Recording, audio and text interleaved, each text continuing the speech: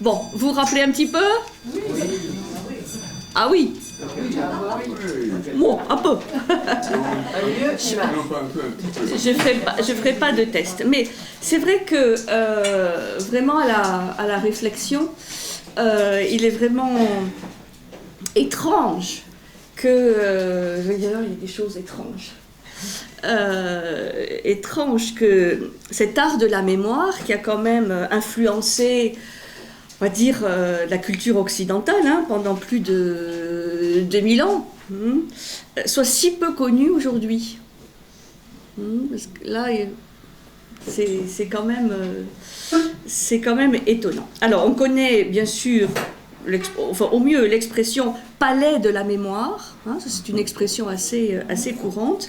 Mais en général, on l'associe tout au plus aux penseurs de la Renaissance. Notamment à Giordano Bruno, à qui on associe souvent ce concept, alors que, comme on l'a vu, c'est une discipline qui prend racine dans l'Antiquité, dans l'Antiquité grecque, l'Antiquité gréco-romaine. Donc, voilà, ce n'est pas de la Renaissance, mais bien avant. Alors, quelques rappels pour ceux qui n'étaient pas là. On a vu donc la semaine dernière que c'est une discipline dont on dit qu'elle a été inventée au 5e siècle, avant Jésus-Christ, par le poète lyrique grec Simonide, le fameux Simonide de Céos, puis surtout développée à Rome par le fameux Cicéron, par le fameux maître de rhétorique Quintilien, et par un auteur resté anonyme, vous vous rappelez, dont on ne connaît pas le nom, romain aussi, auteur de l'ouvrage Ad Herennium, c'est-à-dire un ouvrage qui était destiné à un certain élève du nom de Herennium. Donc cette méthode popularisée, diffusée par Cicéron et Quintilien et cet auteur inconnu, consiste à exercer sa mémoire. Donc là, je reviens sur la distinction mémoire naturelle et mémoire artificielle. C'est donc l'art de la mémoire, tel que défini par nos auteurs, c'est le fait de travailler la mémoire artificielle, c'est-à-dire pour l'exercer, la développer et s'appuyer sur la mémoire naturelle, s'il y a des dons en mémoire naturelle. Mais c'est surtout vraiment le fait de s'exercer à développer cette mémoire artificielle. C'est pas péjoratif, le mot artificiel, simplement que c'est quelque chose qui va s'exercer. Et donc exercer sa mémoire selon des règles très précises. Et on avait vu les deux types de règles, les règles des lieux et les règles des images. Donc lieu et image. Et en quoi consiste-t-elle cette méthode? Sur le papier, c'est très simple. En réalité, c'est un peu plus compliqué. Je ne sais pas si vous avez essayé. Oui, mais c'est difficile. C'est difficile, Oui, c'est difficile. C'est sûr. Mais c'est comme une gymnastique mentale. Ça, c'est comme un muscle qui s'exerce. Donc cette méthode est fondée sur un procédé qui consiste à choisir un lieu, ou des lieux, un lieu de prédilection, un bâtiment, nous est conseillé par Cicéron, un bâtiment connu, de plusieurs pièces, de plusieurs constituants, au sein desquels vont être entreposés sous la forme d'images, de choses ou d'images de mots, ce dont on souhaite se souvenir. Donc, c'est pour ça que c'est les règles des lieux, et de manière volontaire, de manière systématique, déterminée, on va placer dans chacun de ces lieux qui sont ordonnés, qu'on parcourt dans un ordre précis, des images qui se réfèrent soit à des choses, c'est-à-dire des concepts, des idées, soit carrément des mots. Ça va, ça c'est...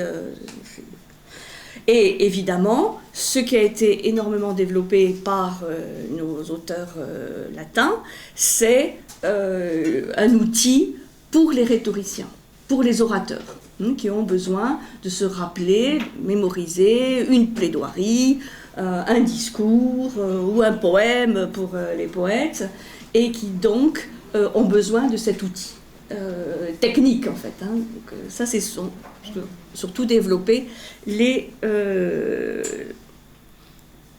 Romains.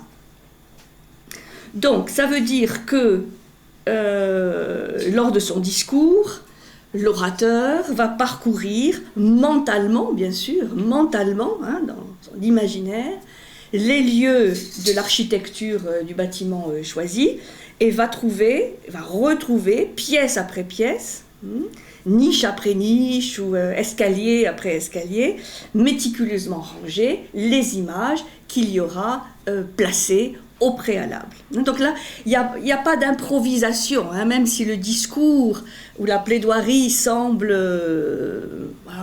improvisé, pas du tout. Tout cela est mémorisé de manière très, très précise. Ça veut dire que l'orateur, le rhéteur, forge ses propres images, son propre système de signification, qui n'est pas forcément le même que pour le collègue ou pour l'orateur voisin. Et il y a une sorte d'ordonnancement spatial dans la mémoire. Alors ça sera bien se rappeler pour la semaine prochaine, où on verra que ce qu'on découvre aujourd'hui sur le cerveau et le fonctionnement de la mémoire, le peu de choses qu'on sait encore aujourd'hui, va quelque part conforter cette vision antique. Donc, pour Cicéron, c'est clair, et pour les latins, l'art de la mémoire fait partie de la rhétorique. C'est une des 5 parties de la rhétorique. Donc, quand on fait des études de rhétorique, on est initié à cet art de la mémoire. Clairement, c'est une discipline qui fait partie de la rhétorique, mais on avait vu aussi rapidement à la fin, la semaine dernière, que dans un autre, ça c'est dans De Oratore, l'art oratoire de Cicéron qu'on trouve tout ça, dans un autre de ses traités, De Inventione, de l'invention, en fait, Cicéron associe cet art de mémoire aux vertus. C'est pour ça que là, il fait déjà, lui, le déplacement de cet art de mémoire, de la rhétorique à l'éthique. Comment cet art de mémoire est aussi un moyen de développer la vertu. Alors, chez Cicéron, qui reprend, le modifiant un petit peu les 4 vertus cardinales de Platon, il explique qu'il y a la prudence, c'est les 4 vertus cicéroniennes, la prudence, la justice, ça c'est comme chez Platon, la constance, qui remplace probablement le courage platonicien, et la tempérance. Ça aussi, c'est une des vertus cardinales platoniciennes. Prudence, justice, constance, tempérance. Ça, c'est Cicéron. Cicéron. Chez Platon, c'est pas la prudence, c'est la sagesse. Donc là, il y a une prudence, justice, constance, tempérance. Ça, c'est Cicéron. Et Cicéron va expliquer que la prudence se subdivise en 3 parties, en 3 sous-parties, la prudence, la mémoire, l'intelligence et la prévoyance. Donc ça veut dire que la mémoire va faire partie de cette vertu plus globale qui est très importante chez les Romains, qui est la prudence, prudentia, qui est une sorte de sagesse aussi. L'ancienne sagesse platonicienne est transformée par prudence. C'est un peu plus restrictif et surtout peut-être plus applicable à la vie quotidienne. Faire preuve de prudence, et donc de mémoire, d'intelligence, de prévoyance. Ça se justifie. Donc, en fait, Cicéron est le premier à faire passer ce thème de la mémoire et de l'art de mémoire du domaine exclusif de la rhétorique à celui de l'éthique. C'est-à-dire, il ne concerne plus seulement les rhétoriciens, les orateurs, ou les poètes, mais tout le monde, hein, tout citoyen romain qui veut faire preuve de prudence dans sa vie, donc une certaine sagesse de vie. Alors, pourquoi je vous raconte ça ? Parce que, en fait, cette vision éthique de la mémoire, c'est ce que le Moyen-Âge va reprendre et développer. Et on va voir comment. Quand je parle du Moyen-Âge, c'est cette grande période qui part du 4e, 5e siècle, le haut Moyen-Âge, jusqu'au 14e. Donc, comme je dis souvent, le Moyen-Âge, c'est 1000 ans. Non, on n'a pas toujours l'impression, on a l'impression d'un âge coincé entre l'Antiquité et la Renaissance, mais en fait, c'est autant que l'Antiquité connue. Et après, les périodes s'accélèrent. La Renaissance, ça sera peu de temps, l'époque moderne, vous voyez, mais là, on a 1000 ans. C'est pour ça que ce Moyen-Âge, il n'est vraiment pas monolithique.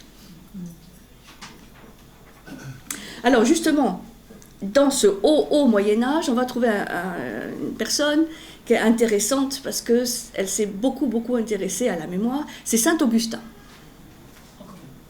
Oui, lui, il est partout, vous allez me dire.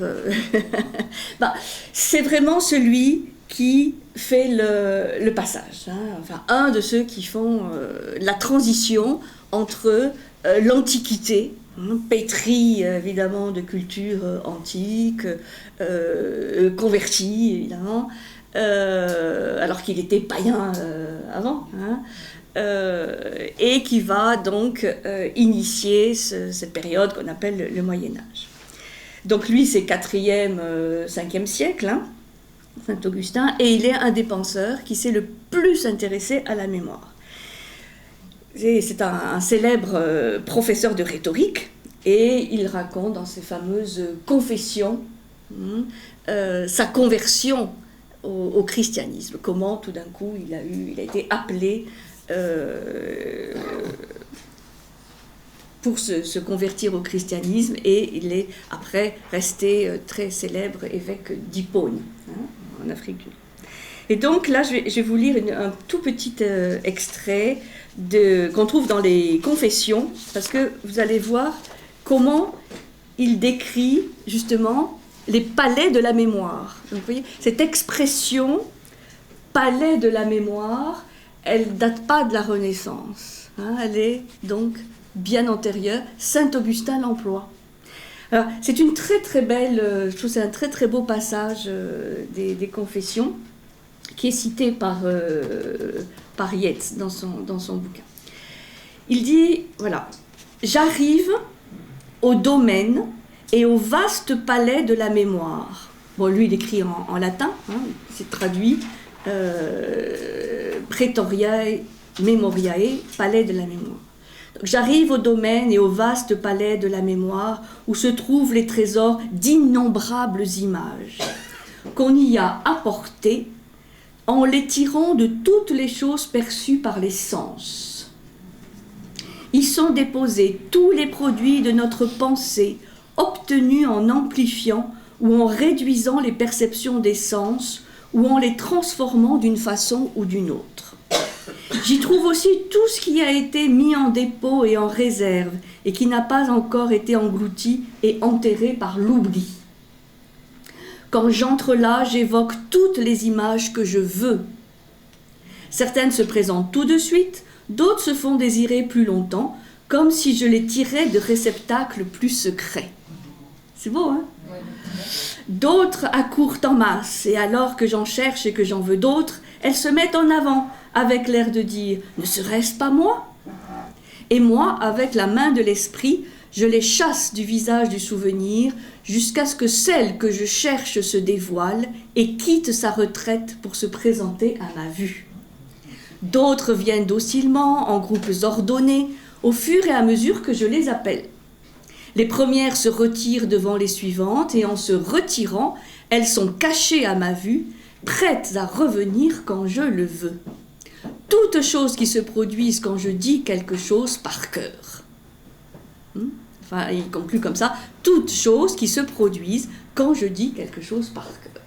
Alors, vous voyez, C'est bon, j'ai trouvé ça c'est très beau la manière dont il le décrit, c'est très vivant, très suggestif. On voit ces images, voilà, qui sortent, qui s'effacent. Vous voyez, là, ça nous fait toucher du doigt ce qu'est une mémoire entraînée, hein, parce qu'on peut faire confiance à Saint Augustin, il a sûrement une mémoire très entraînée, et comment, voilà, quand il le veut, voilà, il fait appel à certaines images, et puis il y en a qui se bousculent et qui viennent sans qu'il les ait appelées. Hein.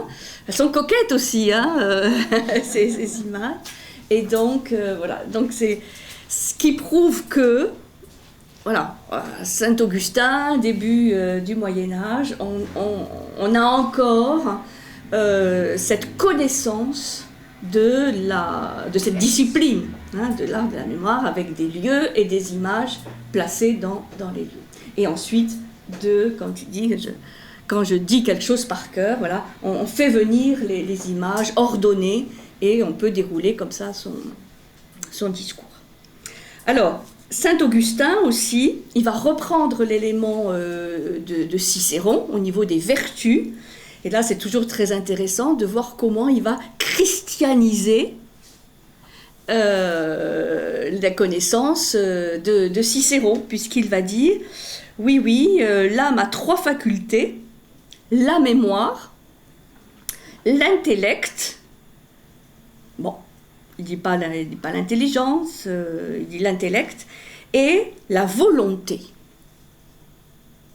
Donc c'est différent, et surtout pour Saint Augustin, il dit ces 3 facultés de l'âme sont des images en l'homme de la Trinité.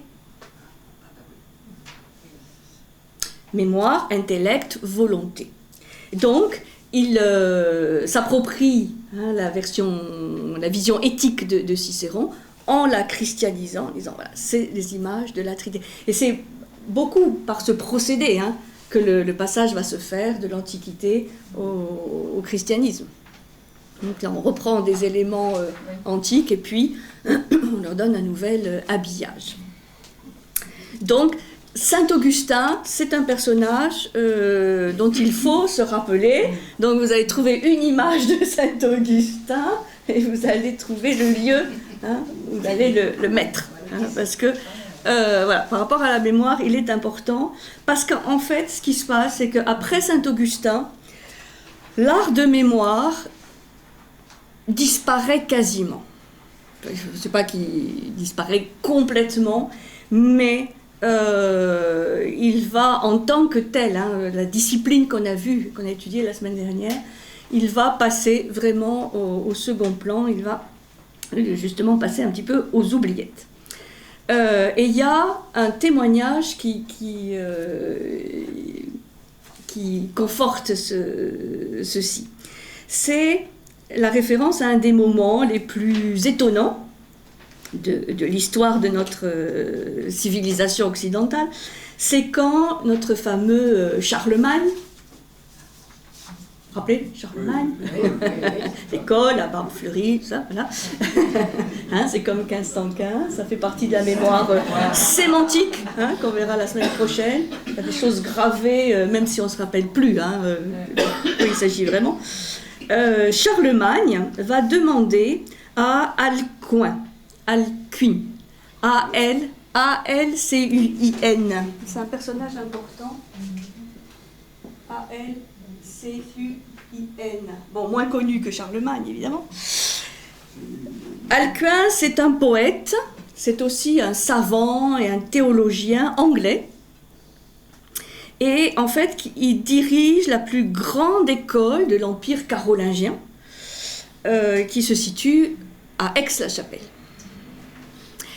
Et Charlemagne lui demande de venir en France pour justement l'école, hein, pour restaurer le système pédagogique de l'Antiquité dans le nouvel empire carolingien. Et Alcuin va écrire pour Charlemagne un dialogue qui s'appelle « Sur la rhétorique et les vertus ». Et c'est un dialogue entre lui et Charlemagne, et Charlemagne cherche à s'instruire sur l'art de la rhétorique, sur voilà, qu'est-ce qu'il faut apprendre aux enfants pour éduquer les gens, et quelles sont ces 5 parties de la rhétorique, etc. Et quand ils arrivent à discuter de la mémoire, parce que Charlemagne donc s'intéresse à la mémoire, voici le dialogue qui a lieu entre donc Charlemagne et Alcuin. C'est pour vous montrer à quel point les choses ont changé. Charlemagne dit, donc pose la question à Alcuin, que vas-tu dire maintenant de la mémoire, que je pense être la partie la plus noble de la rhétorique. Vous voyez, Charlemagne, il sait 2-3 choses. La partie la plus noble de la rhétorique.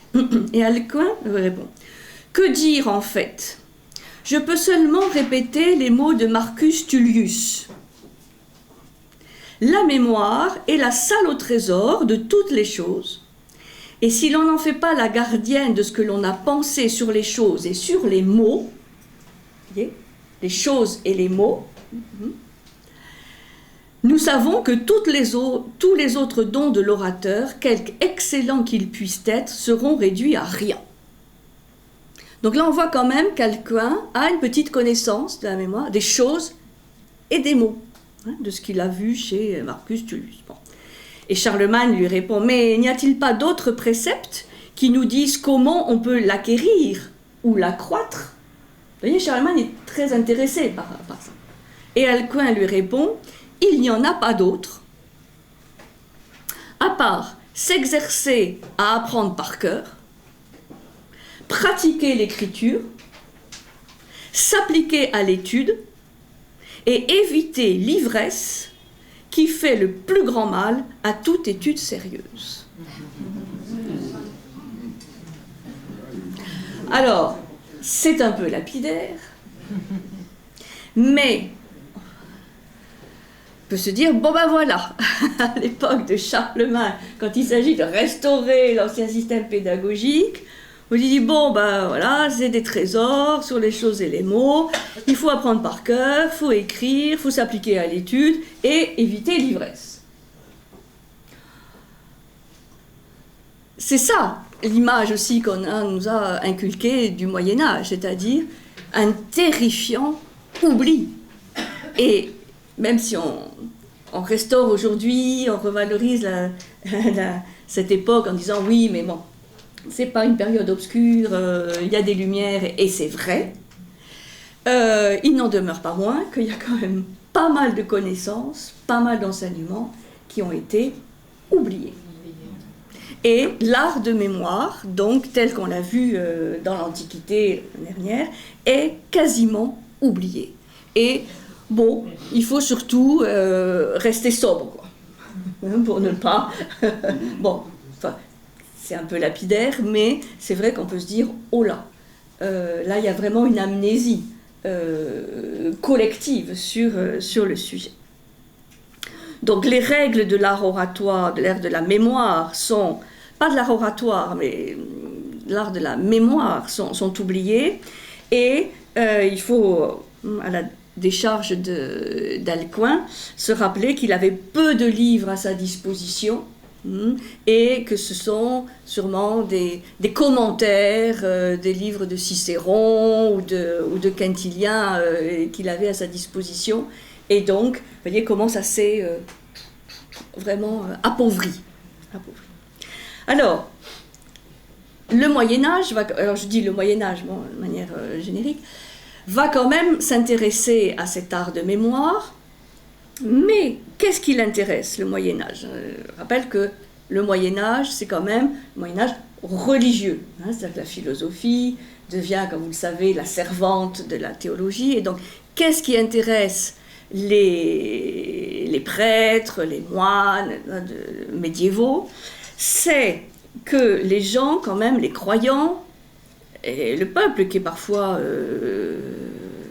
illettré, se rappellent d'un certain nombre de choses, et surtout la notion des vertus. Et c'est là où le travail de Cicéron, d'avoir déjà associé l'art de la mémoire aux vertus, est intéressant, parce que c'est ça que le Moyen-Âge va s'approprier.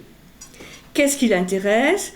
Toutes les choses qui se rapportent au salut ou à la damnation, ce qui est représenté sur les façades des églises romanes et plus tard les cathédrales gothiques, c'est-à-dire tout ce qui permet de développer les vertus et tout ce qui permet donc d'accéder peut-être au paradis et d'éviter les vices infernaux.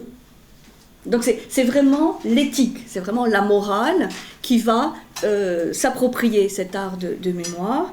Et c'est surtout ce dont le Moyen-Âge est vraiment intéressé avec cet art de la mémoire. Donc, l'art de mémoire va quand même continuer à faire partie sur le papier de la rhétorique, mais cette rhétorique, elle va être intégrée dans un ensemble beaucoup plus vaste qu'on appelle au Moyen-Âge les arts libéraux. Les arts libéraux. Ça aussi, c'est vraiment intéressant de voir comment le christianisme va récupérer un certain nombre de disciplines de l'Antiquité et va les replacer dans un cadre religieux, dans un cadre de croyance, un cadre théologique. C'est quoi les arts libéraux?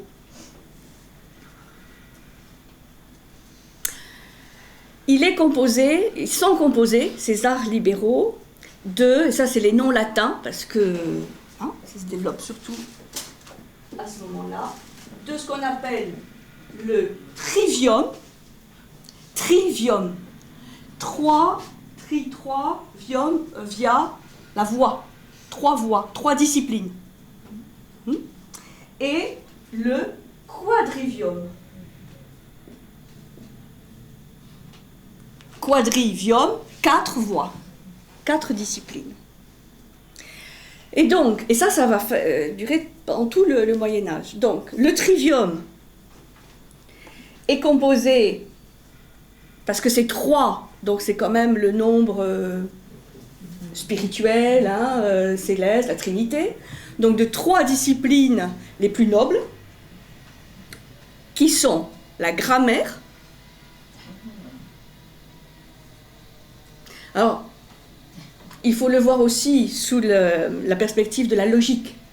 Les règles de grammaire, bon, on dirait, oui, il y a toujours des exceptions, oui, c'est vrai, mais il y a quand même des règles logiques. Donc la grammaire, la dialectique, évidemment, et la rhétorique. Vous voyez quand même, la rhétorique, dont fait partie l'art de mémoire, a une position quand même importante. Mais c'est intégré dans un ensemble.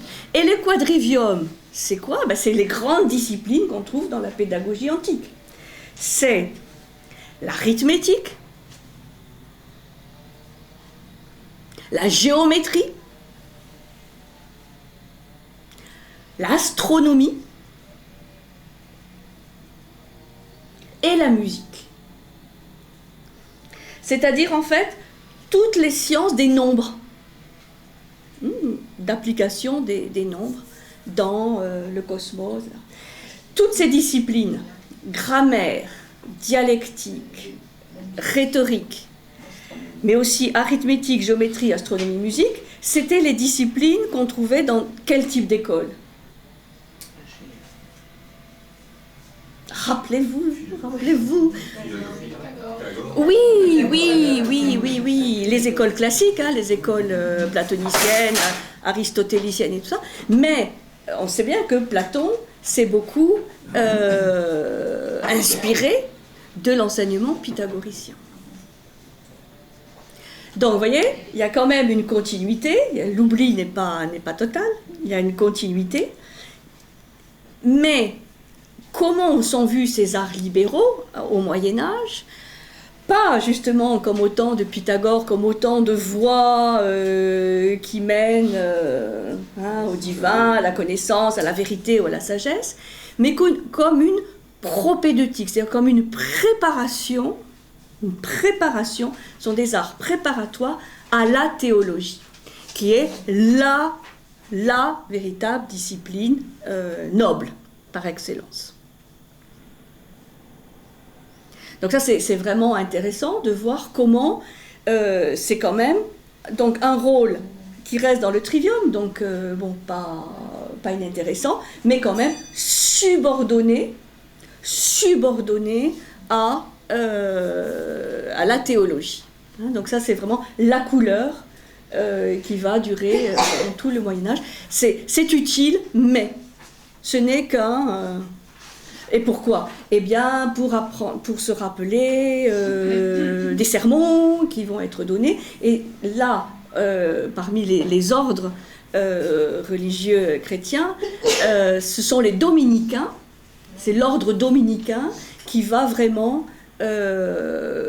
accorder beaucoup d'intérêt à cet art de mémoire pour voilà, les fameuses disputations, hein, les fameuses disputes, discussions, dialogues et sermons qui doivent être faits. Et surtout, qui doivent être faits pour éveiller la conscience de l'auditoire. Et là encore, pour l'amener sur le chemin, sur le droit chemin, hein, qui mène au paradis et lui éviter les voies de l'enfer. D'où l'emploi, comme on le verra, d'images fortes, hein, comme disaient déjà les antiques, utiliser des images qui provoquent des chocs émotionnels. Parce que c'est celle dont on se rappelle le mieux. Voilà, donc ça c'est intéressant de voir comment cet art de la mémoire évolue. Et en fait, jusqu'à la Renaissance, il n'y a plus vraiment de tradition sur la mémoire. On ne retient que le nom de Cicéron. Les autres, Quintilien et Adrien, tout ça est oublié. Et je ne sais pas, mais Cicéron, lui, fait exception. Et on continue à le citer, mais via des exégèses diverses. Alors, nous arrivons au XIIIe siècle. Alors, le XIIIe siècle, c'est l'âge d'or, ce qu'on appelle la scolastique. L'âge d'or de la scolastique essentiellement aristotélicienne, et c'est là où trivium, quadrivium va vraiment se développer, et où l'enseignement devient de plus en plus technique quand même, hein, discipline technique. Et il y a deux personnages au XIIIe siècle qui vont être un peu différents. C'est un personnage qu'on avait déjà évoqué quand on a parlé on a fait le cycle sur l'alchimie. Ce personnage, c'est Albert le Grand. Albert le Grand. À Paris, il y a la place Maubert. Oui. Albert le Grand. 3 mots. Albert le Grand. Comme Alexandre. Comme Pierre. Albert le Grand. Et son disciple, qui est saint Thomas d'Aquin. Et souvent au niveau de la philosophie ou de ce qu'on appelle la philosophie médiévale, parce qu'on parle quand même de philosophie médiévale, on a ces deux grands points de repère. Saint Augustin qui ouvre, hein, et saint Thomas qui ferme la période, puisqu'après, avec le 14e et 15e, ça y est, on est déjà dans une autre période, hein, qui est la Renaissance. Alors, Albert le Grand et son disciple saint Thomas ne connaissent également que Cicéron. Et ils considèrent eux aussi la mémoire comme une partie de la prudence. Donc là, ça reste. Et ils vont se réapproprier un certain nombre de choses de Cicéron sur la mémoire artificielle, surtout axé sur deux choses. Que faut-il se rappeler, ou quel souvenir, ou quelle image développer du paradis? Et pareil pour l'enfer. Et de quoi faut-il se souvenir? Des vertus qui mènent au paradis et des vices qui amènent à l'enfer. Et donc, Albert le Grand, par exemple, il va donner des conseils d'utiliser des lieux de mémoire réels, hein, c'est-à-dire mémorisés dans des édifices réels et pas imaginaires, hein, ou inventés. Et il suggère de prendre des bâtiments connus comme les églises ou les cathédrales. C'est-à-dire que là, on n'est plus à l'époque romaine où c'était les théâtres, les amphithéâtres, hein, les bâtiments avec des colonnes, des niches avec les statues, tout ça. Là maintenant, le monument, évidemment, tout indiqué, c'est l'église, la cathédrale, qui doivent être des lieux d'enseignement, justement par les images, par les sculptures, les chapiteaux, les vitraux, tout ça. Mais, c'est là où parfois c'est pas assez développé, c'est des éléments d'instruction, hein, d'enseignement, mais surtout des éléments à mémoriser. C'est pour ça que, par exemple, à l'époque romane, on va avoir sur les chapiteaux beaucoup de représentations un peu grotesques, exagérées, hein, avec des visions de l'enfer totalement terrifiantes. Bon, c'est pour les gargouilles, hein, c'est pour enseigner, mais aussi pour que ça s'incruste dans la mémoire du fidèle, qui même si il ne sait pas lire et va pas étudier Cicéron et Albert et saint Thomas, va se rappeler que waouh, dans l'enfer, il y a quand même des créatures pas très sympathiques. Et par contre, au paradis, on va avoir voilà, des figures de gens heureux. Donc, il va y avoir une sorte de vision un peu binaire, hein, même assez binaire, très binaire, entre vertu et vice. Vous savez, il y a beaucoup de... On trouve hein, même en France beaucoup d'églises de l'époque romane ou romano-gothique où il y a des restes de fresques avec les péchés capitaux. Et c'est toujours des représentations très puissantes, très fortes. Hein. Bon. Donc, c'est pour faire peur, c'est pour enseigner, mais c'est aussi pour la mémoire.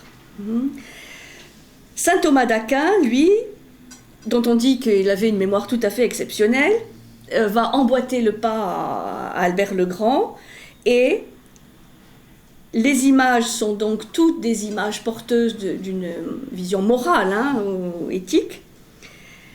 Ce sont des symboles corporels d'intention spirituelle, c'est-à-dire que là, les images, elles sont avec une intention d'éducation, une intention spirituelle, celle de gagner le paradis et d'éviter l'enfer. Et elles sont aussi disposées de manière tout à fait ordonnée. C'est pour ça que parfois, dans les églises, il y a toute une partie qui se réfère à l'Ancien Testament, l'autre au Nouveau. Enfin, tout ça est tout sauf le fait du hasard, hein, ou de la spontanéité de l'artiste. Pas du tout, pas du tout. Tout ça est très bien ordonné, sur la symbolique aussi des façades, qu'est-ce qu'on trouve à l'ouest, qu'est-ce qu'on trouve à l'est, au nord, au sud, avec les images qui correspondent. Tout ça est pour voilà, aider à la mémorisation.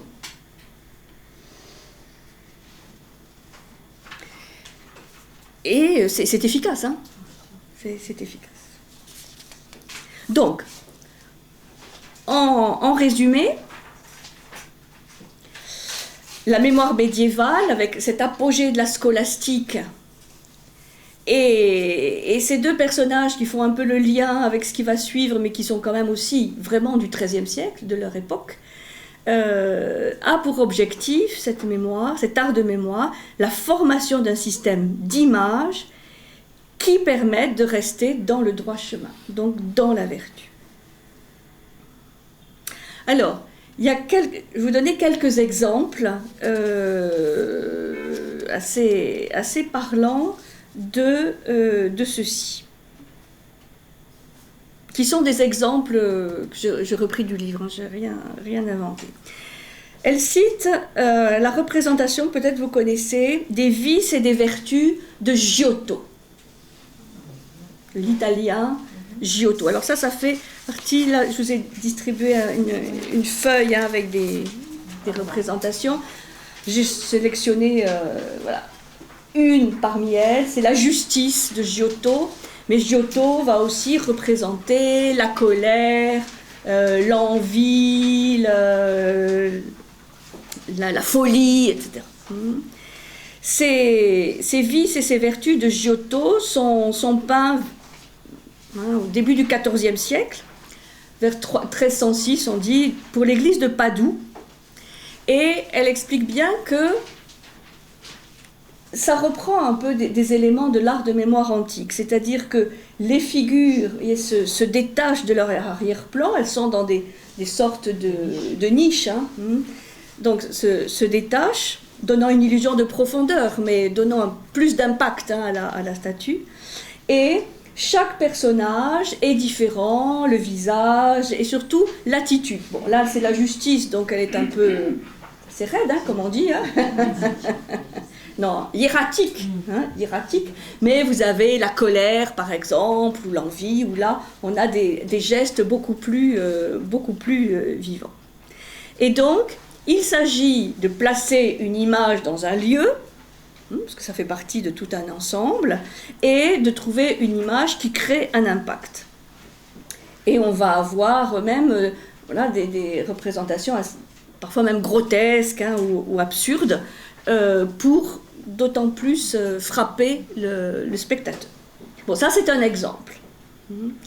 Donc d'un art médiéval qui est là pour éduquer et aider à la mémorisation. Un autre exemple qui est encore plus frappant, je trouve, c'est la fameuse Divine Comédie de Dante. La fameuse Divine Comédie de Dante, bon, on l'avait étudiée, je ne sais pas si vous vous rappelez, mais là on a vraiment une application presque exemplaire, parfaite, de l'art de mémoire. Pourquoi ? Parce qu'il y a une vision très structurée, très ordonnée, très structurée, de l'enfer, du purgatoire et du paradis. Là se rajoute, vous savez, au Moyen-Âge, la notion de purgatoire, qui n'existe pas au départ, qui est une invention médiévale, hein, le purgatoire. Avant, il y avait soit l'enfer, soit le paradis. Après, on s'est rendu compte que c'était un peu dur, et donc on a, voilà, c'est Jacques Le Goff, l'historien français Jacques Le Goff, qui a beaucoup étudié ça. On a rajouté le purgatoire, qui est un lieu effectivement de négociation, et on peut y passer un certain temps pour se purifier. C'est pas aussi radical. Bon, c'est intéressant parce que, bon, on dit toujours le purgatoire, c'est une création. C'est une création. Bon, bref, Dante, donc il décrit les 9 cercles concentriques de l'enfer. Ensuite, il y a les 7 degrés de la montagne du purgatoire. Et puis, il y a les 9 sphères concentriques du paradis. Donc, c'est très géométrique, c'est très ordonné. Et surtout, à chaque cercle, il y a, je ne sais pas si vous vous rappelez, les images qu'il utilise. Vraiment... on en fait des cauchemars, parce que, enfin pour l'enfer. Hein. À chaque sphère, parce qu'on descend de plus en plus hein, dans le monde souterrain, chaque sphère est associée à un vice. Oh, c'est beau. Alors ça c'est paradisiaque, ça. Ah. Ça dure longtemps pour savoir. Ah, vous ne savez pas l'éteindre. Ah, ouais, ça c'est... Donc, chaque cercle est associé à un vice, et il nous montre aussi des images de ceux qui sont torturés dans ces sphères à cause de leur vice. Et là, vous avez des images qui sont extrêmement fortes, extrêmement puissantes. Avec tous les supplices à peu près qu'on peut imaginer. Et après, c'est pareil pour les 9 sphères concentriques du paradis, c'est les vertus. Et là aussi, il y a des images de gens vertueux. Et donc, on peut imaginer que Dante a fait presque un exercice, hein, justement, de l'art de mémoire pour trouver les lieux, structurer les lieux de manière tout à fait géométrique, avec, dans chaque lieu, des images hyper impactantes. C'est vrai que quand on le lit, franchement, on n'a pas envie d'aller en enfer. Et donc, comme il le dit, parce que ça, c'est pas non plus d'interprétation, il dit, je crois que c'est dans la préface de la Divine Comédie, « Mon souhait est de frapper et de déchirer la mémoire du lecteur. » C'est-à-dire que, bon, une fois qu'on a lu la Divine Comédie, c'est pas simplement qu'on sait à quoi s'en tenir, c'est que c'est des images vraiment complètement incrustées dans sa mémoire et qui vont donc orienter son comportement. Donc c'est en fait un très bel exemple, c'est vrai, je trouve, de l'art de la mémoire médiévale appliqué dans une œuvre littéraire dont on connaît quand même l'impact. Hein. Parce que quand même, la Divine Comédie de Dante, avec ses personnages de Virgile, de Béatrice, vous voyez, c'est quelque chose dont on se souvient. Hein. Il y a d'abord Virgile, il suit les pas de Virgile, et puis après, Virgile, c'est un païen, donc il peut aller que jusqu'à un certain niveau. Après, c'est Béatrice. Hein, qui prend le relais, et à la fin, c'est Saint-Bernard. Bon. Donc, c'est évidemment un ouvrage totalement chrétien, hein, mais avec, vous voyez, cette technique. Pour dire qu'on peut le trouver, cet art de mémoire, sous des facettes très, très variées. Alors, on a aussi un autre personnage qu'on connaît bien ici dans la région, qui est Pétrarque. Vous savez, le fameux Pétrarque qui a fait l'ascension du mont Ventoux avec son frère, qui était amoureux de l'or, bon, bien connu, hein, à l'île sur Soc, etc. Alors, Pétrarque, là, il faut que vous me fassiez confiance. Il s'est beaucoup intéressé à la mémoire. Il a écrit plein de choses, en tout cas au moins un ouvrage, qui s'appelait « Livre des choses à se rappeler », mais tout a été perdu. Hein, là, c'est un petit clin d'œil, petite facétie du destin. Alors, pourquoi sait-on qu'il s'est beaucoup intéressé à la mémoire? Parce que dans l'encyclopédie de Diderot, la fameuse encyclopédie, il est mentionné dans l'article « mémoire » comme un des représentants, hein, des auteurs importants sur ce sujet.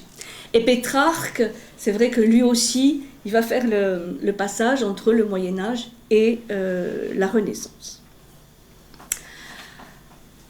Alors, donc là, jusqu'à maintenant, on a des personnages avec Albert le Grand, Saint Thomas, même Pétrarque, des gens qui sont vraiment XIIIe siècle, donc scolastique, pur et dur, avec un peu vision Renaissance, mais peu. Et puis il y a un personnage tout à fait atypique, qui est aussi du XIIIe siècle, qui va développer tout un art de mémoire vraiment parallèle de l'art scolastique, de la vision scolastique. C'est quelqu'un dont on a aussi déjà parlé, mais dans un autre cadre, celui de l'alchimie. Et ce personnage, très étonnant, c'est Raymond Lulle. Lulle, hein, puisqu'il est d'origine catalane. Raymond Lulle. Alors lui, Lulle, alors si c'est francisé, c'est L-U-2-L-E. Hein, Raymond Lulle, hein, vous rappelez peut-être? Alors lui, c'est un personnage vraiment atypique, assez controversé. Donc vous avez des gens qui sont fans de Raymond Lulle, puis vous en avez qui le démolissent. Et sinon, je crois que ça s'écrit comme ça, ou avec un seul L, je ne sais plus. Enfin, il y a deux L, à la mode catalane. Alors, lui, c'est celui qu'on surnomme le docteur illuminé. Là. Et c'est vrai que c'est à la suite d'une illumination dont on dit qu'il va inventer un art de la mémoire.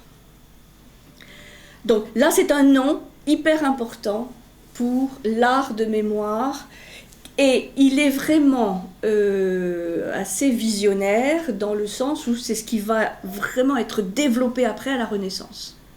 Mais il est du XIIIe. Il y a toujours comme ça des gens qui font un peu la charnière. Donc, son art de la mémoire, à Raymond Lull, c'est assez complexe, mais il va être basé sur des combinaisons. C'est une sorte d'art combinatoire de concepts et de figures géométriques. C'est pour ça que lui, il a dû quand même avoir quelques réminiscences, ce garçon, parce que le fait de combiner... Donc, son système de mémoire va être fondé sur des concepts, et il va prendre un certain nombre de concepts liés aux attributs de Dieu, aux attributs divins. Et comme c'est quelqu'un qui est chrétien et qui se donne aussi une mission de conversion de tous les gens qu'il rencontre, il va montrer les points communs ou les attributs communs au christianisme, au judaïsme et à l'islam. C'est pour ça qu'il est aussi controversé, parce qu'il a voulu convertir plein de juifs, plein de musulmans au christianisme, et avec une fougue assez entière, on va dire. Donc, il va faire référence à ces principes, ces attributs divins, et aussi sur un certain nombre de principes cosmologiques. Et son système fonctionne suivant un ensemble de cercles concentriques.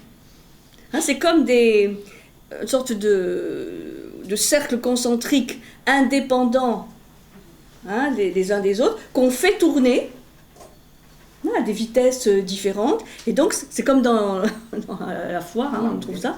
Voilà. Et on va trouver donc des multiplicités de combinaisons différentes. Puisque mettons que le cercle du milieu reste statique, vous faites tourner le deuxième cercle, ça va donner des combinaisons, puis vous faites tourner le troisième cercle, ça va donner d'autres combinaisons. C'est tout un art combinatoire.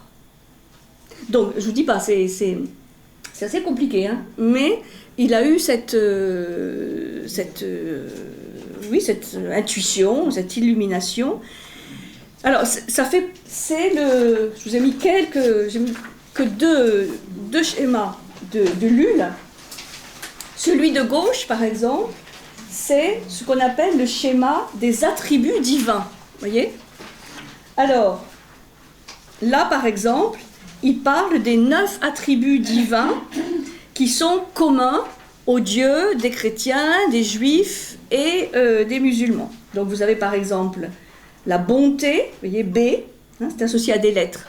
La bonté, la grandeur, la fermeté, la puissance, la sagesse, la volonté, la vertu, la vérité et la gloire. Vous voyez ? Et avec chaque fois les adjectifs en dessous. Bon, grand, ferme, puissant, sage, etc. Ça, c'est un cercle du milieu, on va dire. Les attributs divins.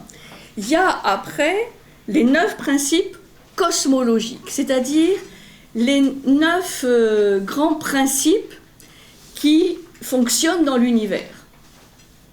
Et il les exprime sous forme de triades. Alors ça y est pas dans le schéma. Des triades, c'est-à-dire des ensembles de 3 concepts. Donc il y a un premier ensemble qu'il appelle différence, concordance, contrariété, c'est-à-dire opposition. Hein. Donc différence, c'est-à-dire deux éléments, bon, ils peuvent être différents l'un de l'autre. Ils peuvent concorder, hein, c'est-à-dire converger, on va dire, ou s'opposer, contrarier. C'est trois possibilités. On a principe, moyen, fin. Une chose peut être un principe, peut être un moyen, ou peut être une fin ou une finalité. Et enfin, plus simple, plus grand, égalité, plus petit. Si on compare deux choses, elles peuvent être égales, l'une peut être plus grande ou plus petite. Donc, vous voyez, c'est cette volonté déjà présente chez Lulle, et ça va être très important pour la Renaissance, cette volonté de capter ou de représenter sous une forme géométrique, mais en même temps vivante, hein, d'où l'idée des combinaisons, l'univers tout entier. L'homme tout entier, l'univers tout entier, et comme on le représente hein, sous forme plane, hein, en dessin, en schéma géométrique, eh bien on va pouvoir s'en rappeler. Et ça, c'est hyper important pour cette vision que va développer la Renaissance de l'homme, uomo universale, comme il disait, l'homme universel. C'est l'idéal de l'homme de la Renaissance. Hein, vous prenez tous les peintres de la Renaissance, les Léonard, les Botticelli, les Raphaël, voilà. Ils sont tous habités par cet idéal de l'homme de la Renaissance, qu'on va définir tout à l'heure avec Pic de la Mirandole, Marcille Fissin et Giordano Bruno, c'est-à-dire un homme qui a un savoir universel, encyclopédique, mais dans le sens de connaître l'essentiel des choses et surtout des combinaisons entre les choses. C'est pour ça que là, avec la Renaissance, on va vraiment parler d'une vision ésotérique dans le sens qu'elle met l'accent sur les relations entre les choses, les combinaisons, les interconnexions, et pas un savoir découpé en morceaux. Ça, c'est ce qu'a voulu faire la Renaissance, et c'est pour ça qu'ils ont voulu aller voir dans l'Antiquité qu'est-ce qu'il y avait d'intéressant, qui étaient déjà les prémices de ça. C'est-à-dire de voir l'univers comme un grand organisme vivant qui est tout le temps en train de se métamorphoser, de se recombiner, comme l'homme. Cette notion macrocosme, microcosme, macrocosme. Alors, c'est le mérite quand même de Lulle d'avoir eu cette intuition de cela.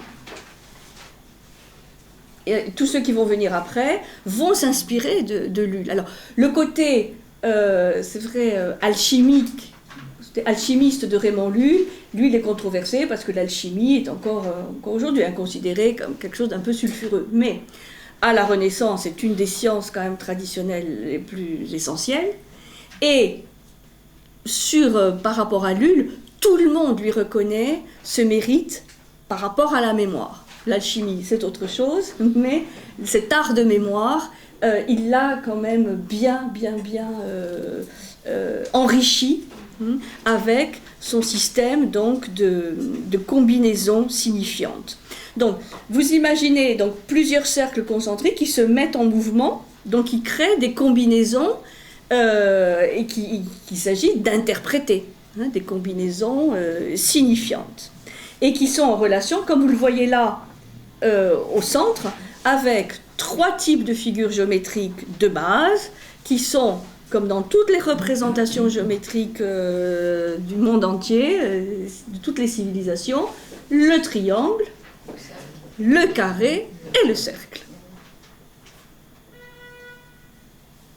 Triangle, bon, 3, carré, 4, et le cercle, la figure parfaite, qui est à la fois l'origine et la finalité de tout. Alors, là, on se dit, waouh, il y a vraiment, ça c'est la spécificité occidentale, lullienne, etc., mais il y a d'autres traditions qui, pour, là encore, inclure un certain nombre de connaissances, mais aussi pour qu'elles soient mémorisables, vont faire appel à ces structures géométriques. Et là, je veux parler des mandalas. Ça, les schémas de Lulle, hein, ce sont nos mandalas occidentaux, à base de triangles, carrés, cercles, étant les trois figures géométriques les plus essentielles. 3, 4, si vous ajoutez 3 et 4, ça fait 7. Si vous multipliez 3 par 4, ça fait 12. Comment? Avec les répartitions, on est sur une base 9. On est sur une base 9. On est sur une base 9. Vous avez le nombre de petits triangles. Vous avez compté les triangles? Le nombre de triangles? Et pourquoi il y a un au milieu? A. Vous voyez, effectivement, autour, c'est B, ça commence à B, hein, B, C, D, E, F. Et le A, il est au milieu. Hein? Bon, peut-être l'alpha, l'oméga, je ne sais pas, hein, peut-être. Alors, l'autre élément, donc, pour Lulle, c'est ce qu'on va, c'est ce qu'il va appeler, c'est comme ça que c'est connu aussi dans sa postérité, c'est l'ars magna, c'est le grand art, ars magna, qui va comprendre aussi l'art alchimique, c'est le grand art, la grande œuvre, c'est la mission en fait de l'être humain, que de découvrir la vérité, de se rapprocher de la vérité, donc se rapprocher de Dieu par la connaissance de tous ces principes, de tous ces attributs. C'est pour ça qu'il place les attributs divins. Et c'est tout un élément aussi très, très antique de partir de la multiplicité, hein, de tout le monde, combinaison constamment changeante, vers l'unité. Hein, l'unité qui est représentée quelque part par le centre. Le point de départ de tout, mais où tout aussi va converger, hein, va revenir. Alors, ça c'est la grande spécificité de Lulle. L'autre grande spécificité de Lulle, qui va être reprise par la suite par d'autres philosophes, c'est de représenter toute cette diversité de connaissances et de sciences sous la forme d'un arbre. Et ce qui est très connu, ce qui est célèbre chez Lulle, ce sont ces fameux arbres. Et donc là, c'est l'autre schéma que je vous ai indiqué, c'est un des arbres de Lulle, c'est l'arbre des sciences, mais il va faire l'arbre de la morale, l'arbre des végétaux, c'est-à-dire, ça c'est vraiment intéressant, de représenter le savoir sous forme d'arborescence, avec évidemment les grandes caractéristiques d'un arbre, qui a des racines, enfin vaut mieux, des racines, le tronc, des branches et toute une ramification des branches, avec des rameaux principaux et des rameaux... bon. Alors, vous n'arriverez pas forcément à lire ce qu'il y a dedans. En plus, tout ça est abrégé, c'est en latin, mais vous voyez, c'est le principe. Et c'est intéressant parce que le principe d'arborescence, c'est aussi quand même ce que l'on trouve aujourd'hui dans les sciences. Avec les espèces, les sous-espèces, enfin bon, hein, c'est pour ça que beaucoup de scientifiques vont reprendre. Hein, et même Descartes, Leibniz, tout ça, ils connaissent ça vraiment bien. Et là, par exemple, dans le schéma que je vous ai montré, vous avez 18 racines. Et dans tous les arbres de Lulle, il y a 18 racines. Et ces 18 racines, c'est les 9 attributs divins que je vous ai cités, hein, qui sont là, et les 9 principes cosmologiques, les trois triades que je vous ai cités tout à l'heure. Hein, différence, contrariété, etc. Donc 18 racines. Et ensuite, vous avez le tronc et les branches. Donc, ça aussi, c'est une manière, bien sûr, de placer le savoir, tout le savoir, de manière ordonnée et hiérarchique, quelque part, mais c'est aussi utile pour mémoriser. Hein, quand, je crois qu'il y a des adeptes du mind mapping. Hein. Bon, c'est un peu l'idée. C'est-à-dire pour mémoriser, plutôt que de prendre des notes de manière linéaire, on peut aussi les prendre sous forme de schémas, hein, ordonnés avec des branches principales. Enfin, je ne connais pas dans le détail le mind mapping, mais le principe, je pense, est celui-là. Et pourquoi fait-on ça? Eh bien, déjà, c'est comme quand on prend des notes. En principe, c'est pour mieux se rappeler, parce qu'on fait l'effort de noter, mais aussi pour mieux mémoriser. En tout cas, pour certaines personnes, ça fonctionne, plus que quelque chose de linéaire. Hein? Par rapport peut-être aux hémisphères gauche, droit, etc. Quelque chose de plus visuel. Donc pour Lull, c'était ça aussi son art de mémoire. C'est-à-dire, voilà, on place tout le savoir, qui est un savoir dont la finalité est de parvenir à la vérité et à l'unité. C'est pour ça qu'il y a cette notion de cercle concentrique. Et ça, c'est quelque chose qui est intéressant, parce que ça peut se construire aussi, hein. C'est toute une... oui, on fait tourner après voilà, les roues, les engrenages. Et l'arbre, normalement, c'est très visuel. Bon, pas forcément là, hein, parce que c'est petit, mais vous verrez, il avait fait la même chose pour les végétaux. Voilà. Donc c'est vraiment un esprit vraiment intéressant. Lull, et il va profondément marquer nos grands représentants de la Renaissance par rapport à ce sujet de la mémoire, hein, qui sont Pic, de la Mirandole, dont on a déjà parlé, hein, dignité de l'homme, hein, qu'on connaît hein, par cœur, Marcille Fissin, qu'on connaît moins, mais qui est un personnage aussi essentiel, Marsilio Ficino et Giordano Bruno. Et il est vrai que souvent, quand on parle l'art de la mémoire, on cite Giordano Bruno, mais en fait, bon, lui, il va l'enrichir encore plus, et ça devient d'une complexité, mais alors, inimaginable. Mais il a des prédécesseurs. Hein, et ses prédécesseurs, entre autres, c'est Raymond Lull. Ça va ? C'est abstrait, hein, quand même, l'histoire, hein, c'est pas du tout vrai. La semaine prochaine, on va parler neurones, synapses, tout ça, ça sera beaucoup plus concret, peut-être. Peut-être. Mais voilà, là on passe en revue les grands personnages qui sont intéressés au sujet, quoi. Et vous voyez, moi, ce que je trouve intéressant, c'est de voir comment une discipline, qu'on appelle l'art de la mémoire, va traverser les siècles et va complètement se transformer d'un outil pour quelques orateurs, qui est quand même une minorité dans la société romaine, voilà. On va arriver à un art qui est vraiment un outil spirituel. Clairement à la Renaissance, un outil mystique, spirituel, d'évolution, presque rituel. Et donc, ça n'a rien, enfin, ça a tout à voir et ça n'a rien à voir en même temps. C'est complètement transformé pour, dans un seul diagramme, contenir tout le savoir d'une époque.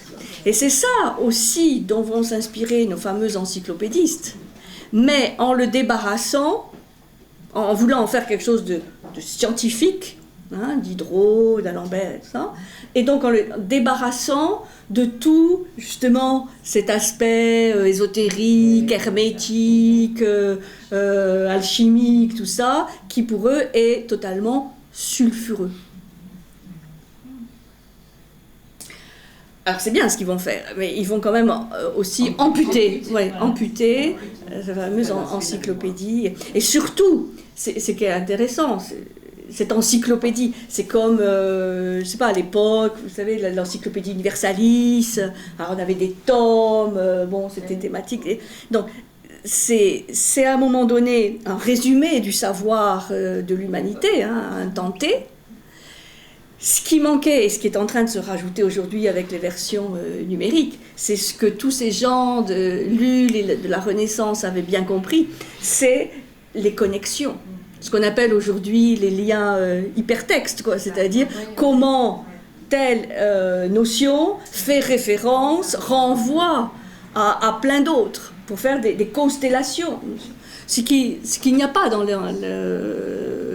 l'encyclopédie, ou les anciens dictionnaires, où bon, cette notion est en rapport avec tac, tac, tac. Mais c'était très limité. Et c'est ça qui est génial dans cette vision-là, et ça renvoie à ce qu'on découvre aujourd'hui du cerveau, c'est que tout n'est que réseau. Tout est en réseau. On ne peut rien isoler, dire voilà, cette notion, elle est complètement à part de toutes les autres. Non. Et ils avaient eu vraiment cette vision qui est tout à fait extraordinaire. Et qu'on retrouve aujourd'hui, après quelques siècles où on a voulu, comme dit Descartes, couper le réel en autant de petites parties, avec des concepts clairs et distincts, être sûr de n'avoir rien oublié. Bon, c'est magnifique. Hein, la méthode, fameuse 4 règles de la méthode de Descartes, c'est parfait. Mais à force de découper le réel, on le tue, quoi. Donc c'est utile, c'est pas que c'est inutile et qu'il faut dire, bon, c'est utile dans un certain domaine, mais le problème c'est que ça casse tout ce qui est interaction, c'est justement de combinatoire. Ça c'est l'intérêt de Lull et de tous ces penseurs de la Renaissance. Et après c'est l'époque moderne et Descartes arrive et ils reprennent tout ça avec Leibniz aussi, mais en tant que scientifique. Et donc, bon. Non, moi je raisonne pas en bien et mal, mais c'est une autre orientation. C'est une autre orientation. Alors aujourd'hui, on se rend compte que découper, c'est tuer, oui. Mais à la fois, c'est une ambition, Descartes, il a une ambition magnifique. Bon, allez, on va faire une petite pause. Une nouvelle interprétation de l'art de la mémoire va prendre racine à la fin du XVe siècle, lorsque Pic de la Mirandole rencontre Marsile Ficin. Voilà. Rencontre magique. Alors, qui est Marsile Ficin ? C'est quelqu'un qui mérite vraiment d'être mieux connu, parce qu'il est le plus connu en tant que traducteur. C'est le grand traducteur que s'est offert Côme de Médicis. Côme Ier de Médicis. Et donc, il est le premier philosophe à avoir traduit en latin toute l'œuvre de Platon. Jour et nuit, il traduisait toute l'œuvre de Platon traduite en latin, donc du grec en latin. Et il est qualifié souvent de néo-platonicien, puisque lui, il a essayé aussi d'harmoniser la pensée de Platon, donc il connaissait bien, pour l'avoir traduite, avec quand même les idées chrétiennes de la pensée scolastique. Puisque à la Renaissance, il y a aussi cette volonté de concilier, comme on va trouver chez Pic de la Mirandole, on concilie ce qui semble diamétralement opposé. Donc on cherche à concilier Platon et Aristote, on cherche à concilier l'Antiquité avec le christianisme, et on cherche à aussi enrichir et concilier tout ça avec d'autres connaissances, d'autres sagesses, et notamment les fameuses sagesses attribuées à Hermès Trismégiste, Hermès le Trois-Fois-Grand, d'où le nom d'hermétisme. Les connaissances qui circulaient à Alexandrie, en Égypte, où il y avait aussi déjà tout un hermétisme alexandrin, puis ensuite néo-alexandrin, et d'autres sagesses encore moins connues, comme les anciennes sagesses perses. Il y a un sifflement. Non.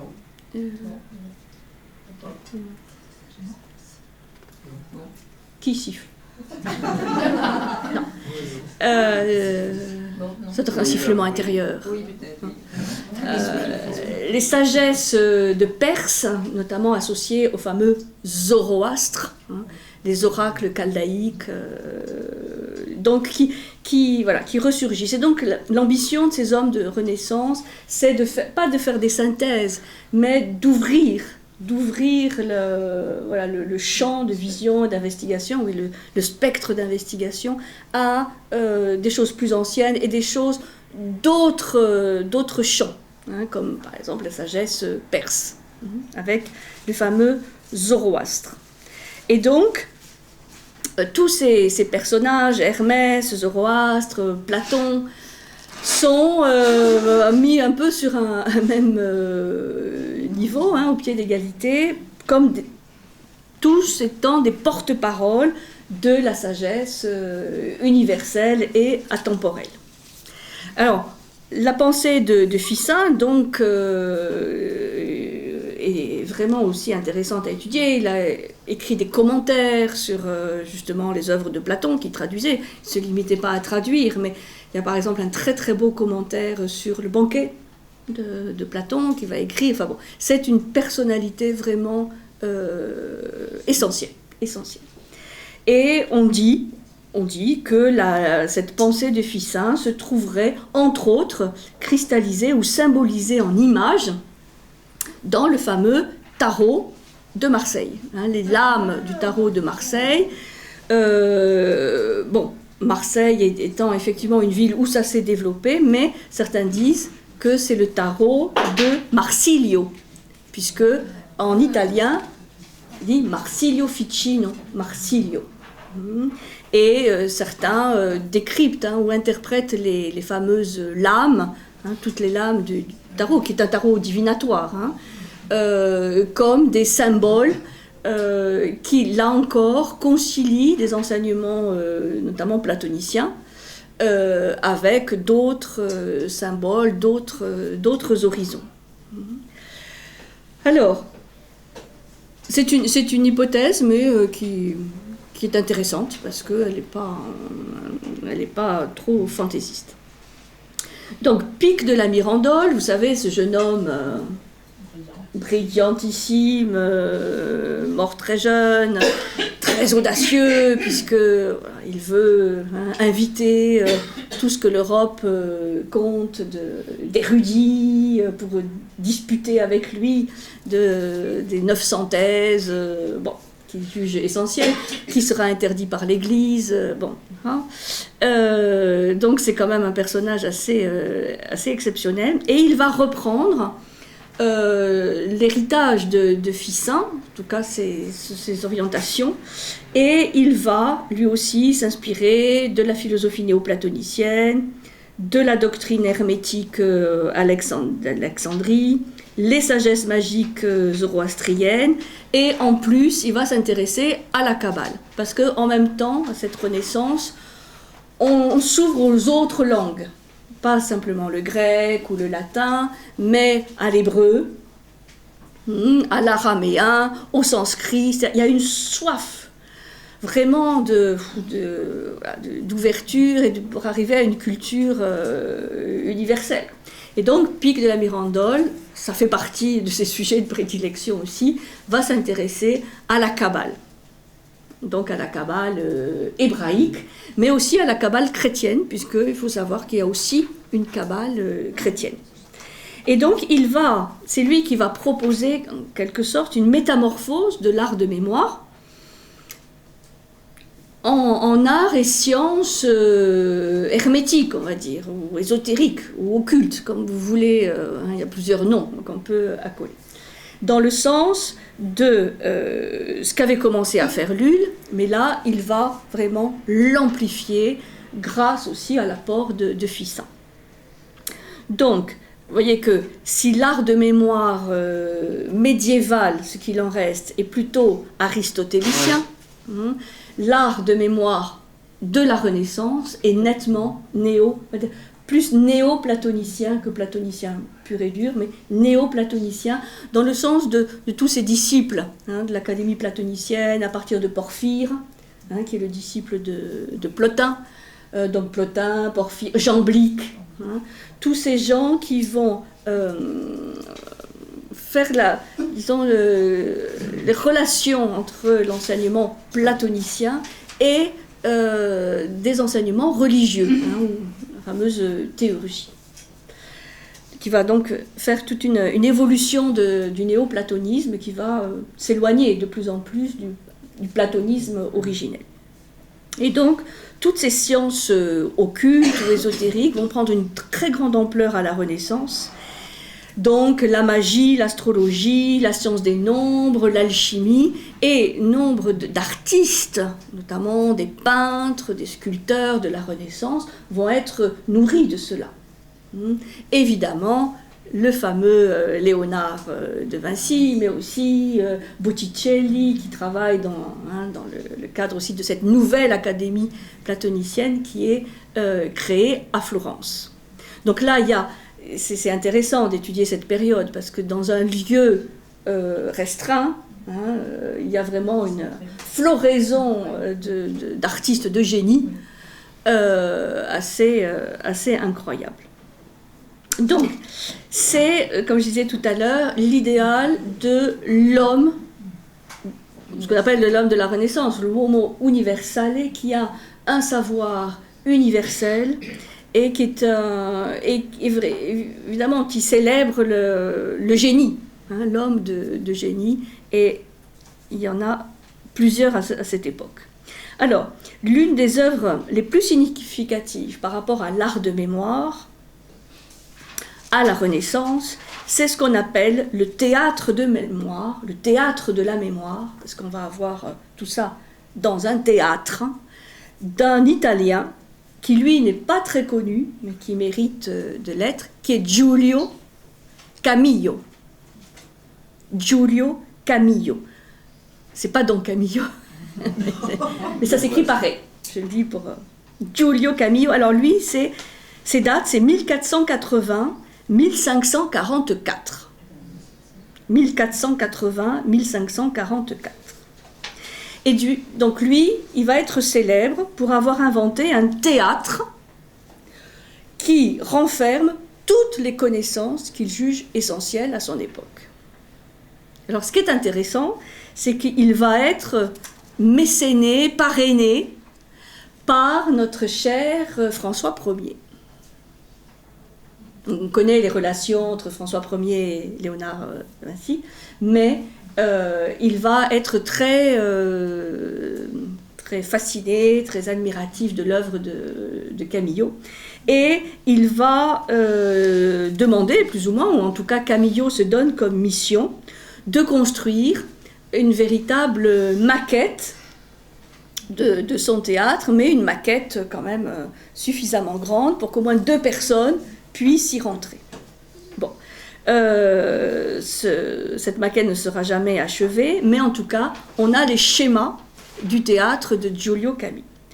Et qu'est-ce que c'est que ce théâtre ? Eh bien, on revient là à l'art de mémoire antique, avec toutes les rangées de sièges, des gradins, qui sont autant de lieux, et on va placer dans ces gradins les images, donc des choses et des mots. Alors, je voulais vous faire une photocopie, mais ça c'était un peu compliqué. Je vous montre ce qu'il y a dans le livre. C'est une partie de ce théâtre. Alors c'est écrit tout petit. Voilà, c'est appelé les 7 piliers de la maison de la sagesse de Salomon.